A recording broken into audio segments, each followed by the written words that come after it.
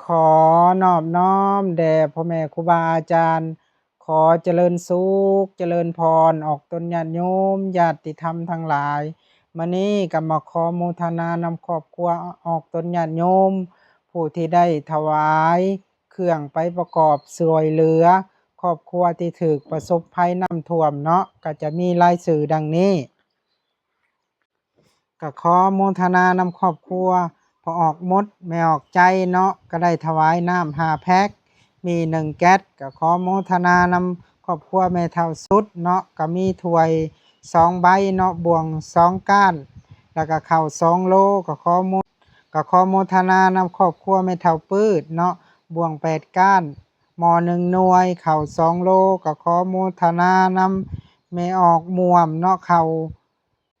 าว1ถุง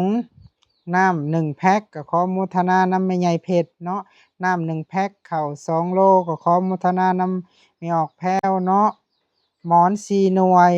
แล้วก็ข้าว2โลก็ขอโมทนานำพ่อออกจอยข้าว1โลก็ขอโมทนานำจันเขียวเนาะผู้อำนวยการโรงเรียนอยู่บ้านหนองแต้ก็ขอโมทนานำถวายแพ5ผืนสิน3ผืนข้าว3โลก็ขอโมทนานำแม่ออกเต็มเนาะบ่วง3ก้านถ้วย3ใบเนาะก็ขอโมทนานำแม่ออกเนตรเนาะครอบครัวแม่ออกเนตรข้าว2โลก็ขอโมทนานำครอบครัวแม่ออกกิ๊กเนาะข้าว4โลก็ขอโมทนานำแม่ต้องข้าว3โลก็ขอโมทนานำครอบครัวแม่ออกมาลีก็ข้าว1โลก็ขอสาธุเด้อบุญคำนำสู่อยู่ดีมีแรง อยู่เย็นเป็นสุขหายทุกข์หายโศกหายโรคหายภัยหายพยาธิโรคา